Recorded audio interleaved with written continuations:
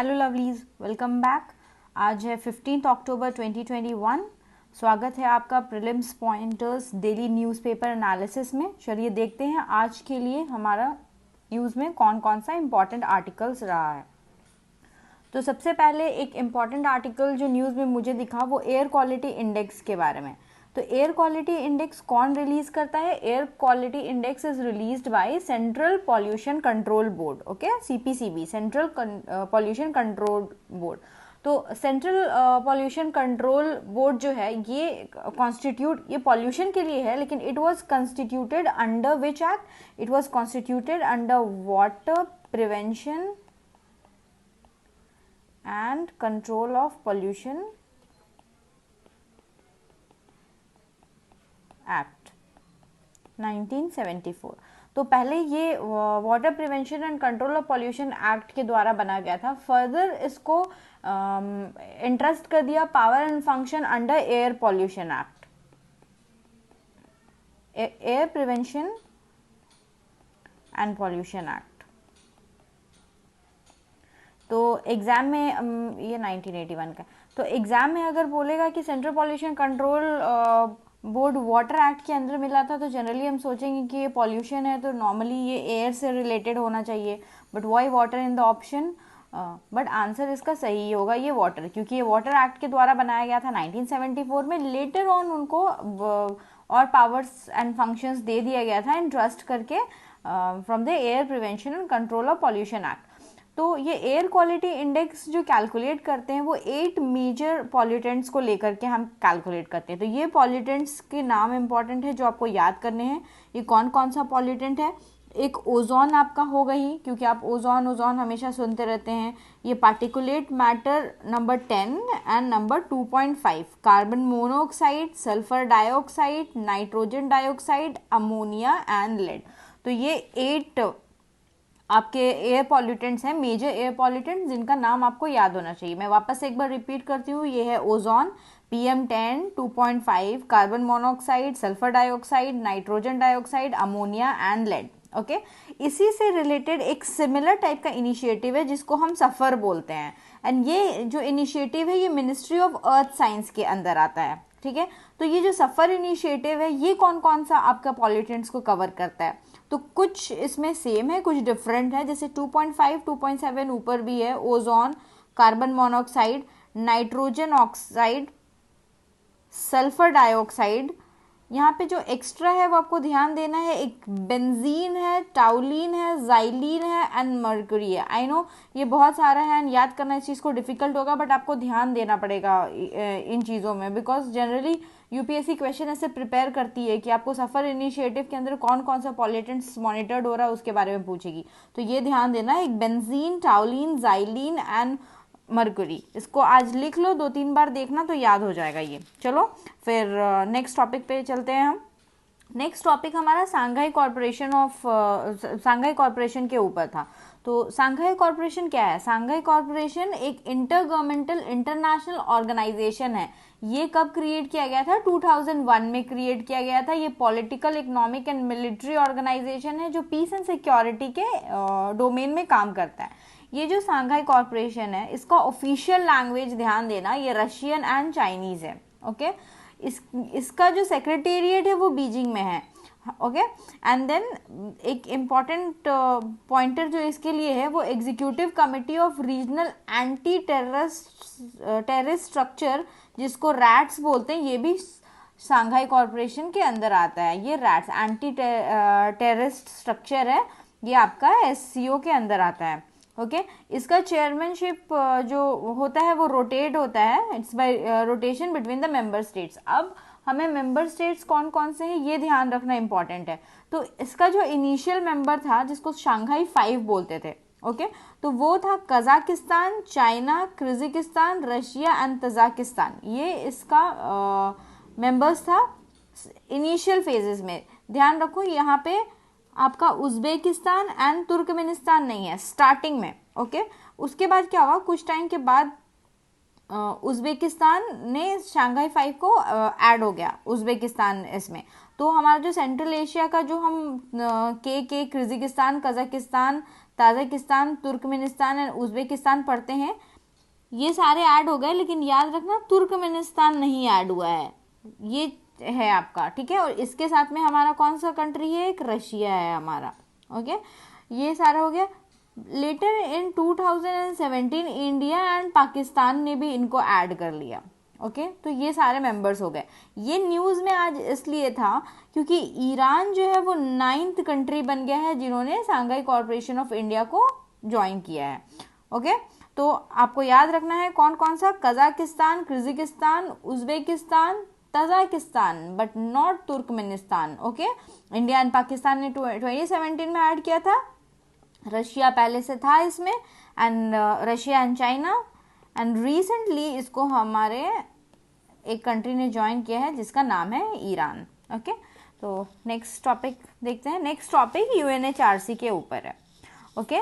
What is UNHRC? This is United nation human rights council, okay. तो India वापस से री इलेक्टेड हुआ है यूएनएचआरसी में विद ह्यूज मेजॉरिटी।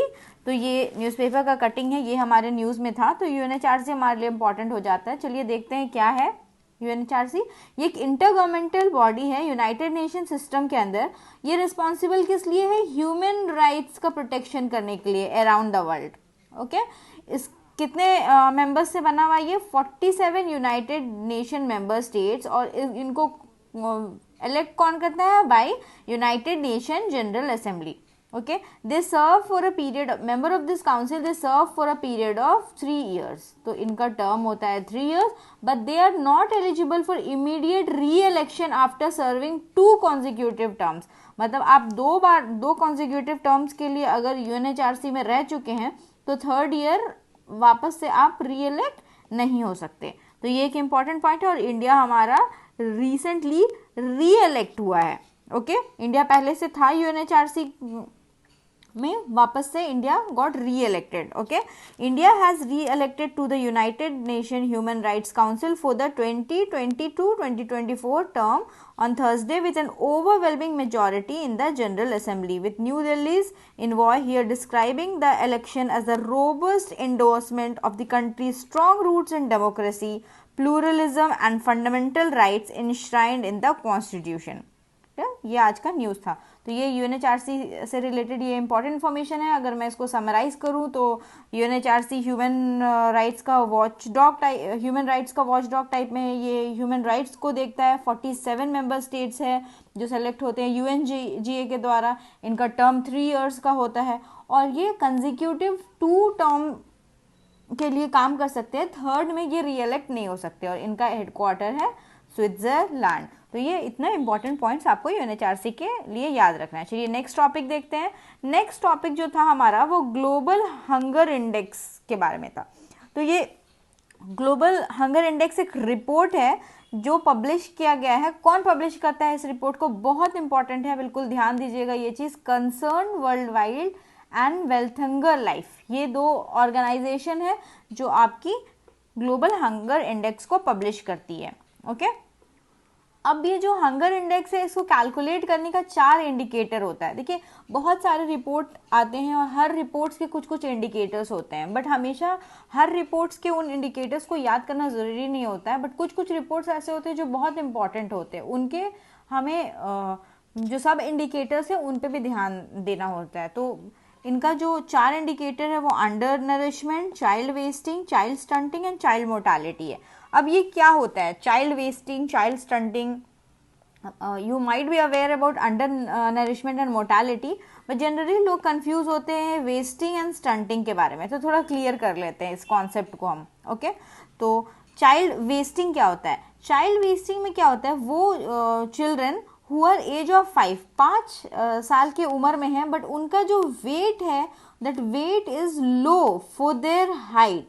तो इसमें क्या होता है, लो वेट होता है वेस्टिंग में, लो वेट फॉर देयर हाइट, ये हमारा वेस्टिंग होता है। और स्टंटिंग क्या होता है? 5 इयर्स के चिल्ड्रन है, ठीक है, उनका लो हाइट है, फॉर देयर एज, उनके एज के हिसाब से उनकी हाइट कम है तो उसको चाइल्ड स्टंटिंग बोलते हैं। ओके, अंडर नरिशमेंट वही इनसफिशिएंट कैलोरी इनटेक उनके बॉडी में होता है, और इसी के लिए आपको पता होगा कि हमारी government of India mid day meal scheme चलाती है। तो क्यों? क्योंकि वो हमारे जो देश के बच्चे हैं उनको कुपोषण, अंडर नरिशमेंट से बचाना चाहती है। Okay, next is child mortality. क्या होता है चाइल्ड मोर्टेलिटी? मीन्स क्या मोर्टेलिटी डेथ रेट है एज ऑफ 5 ईयर्स के, जो अंडर 5 ईयर्स के जो बच्चे हैं उनका मोर्टेलिटी रेट क्या है। तो ये सारे पैरामीटर्स को ले करके आपका Concern Worldwide and Welthungerhilfe एक रिपोर्ट पब्लिश करती है, जिस रिपोर्ट का नाम है global hunger index. Global hunger index, बिल्कुल भी ध्यान में रखिएगा इस चीज़ को। चलिए अब नेक्स्ट टॉपिक देखते हैं। नेक्स्ट टॉपिक है, then again there is a report, this is global TB report. Okay, तो ग्लोबल टीबी रिपोर्ट कौन पब्लिश करता है? This is published by world health organisation. Okay, तो ये न्यूज़ में था कि जो इंडिया में टीबी केसेस है वो रेड्यूस हो रहे हैं। TB cases reporting in India down by 41% due to covid. ये WHO की रिपोर्ट है। अब टीबी क्या होता है? ये टीबी रिपोर्ट है तो पहले हम ये जानते हैं कि हमने ये जान लिया कि ये ग्लोबल टीबी रिपोर्ट है जो WHO हमारी पब्लिश करती है। अब टीबी क्या होता है? टीबी एक इन्फेक्शियस डिजीज होता है विच इज कॉज्ड बाय कौन सा बैक्टीरिया? Bacillus mycobacterium tuberculosis. ये बैक्टीरिया टीबी को कॉज करती है। तो is TB caused by a virus? No, TB is caused by a bacteria and the bacteria's name is Mycobacterium tuberculosis. TB generally lungs को affect करती है, pulmonary TB, and can also affect other sites, but majorly वो lungs को affect करती है। कैसे ये spread होती है? Spread when people who are sick with pulmonary TB expel bacteria into air, for example coughing. तो ये जब लोग कफ करते हैं तो इस चीज़ से भी आपकी टीबी फैलती है। तो ग्लोबल टीबी रिपोर्ट तो कौन पब्लिश करता है? WHO। कौन सी बैक्टीरिया कॉज करती है? Mycobacterium tuberculosis. ओके, अब इतना इम्पॉर्टेंट जो चीज़ मुझे न्यूज़ में आज लगी थी, जो प्रीलिम्स पॉइंटर्स के लिए इम्पॉर्टेंट है, जो स्टेटमेंट के फॉर्म में आपको प्रीलिम्स में दिया जा सकता है। चलिए अब देखते हैं आपको कितना समझ में आया है। ये ट्रू फॉल्स चेक कर लेते हैं। तो global hunger index released by WHO, UNHRC members not eligible for immediate re-election after serving 2 consecutive terms। जल्दी जल्दी अपना आंसर टाइप करिए आप लोग। India joined SCO member in 2017 through Astana process, और सफर इनिशिएटिव जो है वो मैनेज करता है सेंट्रल पॉल्यूशन कंट्रोल बोर्ड। और TB is a disease caused by virus bacillus mycosiosis. तो चलिए सोचिए, बता देती हूँ आपको answers. Next, Global Hunger Index released by WHO? No, it is published by Concerned Worldwide and Welthunger Life. UNHRC not eligible for immediate re-election after serving 2 consecutive terms? This is true. India joined SCO in 2017 Astana process? Correct. India and Pakistan join किया था 2017 में। India and Pakistan अभी recently कौन join किया है? Iran. Okay. Suffer is managed by CPCB? No, not Suffer. There was something else. That was which one? Air quality. Okay, suffer is by ministry of earth science. ठीक है, और TB क्या एक virus cause करता है? No, it is caused by bacteria bacillus microbacterium. Okay, hope you enjoyed the videos. Thank you so much, have a good day.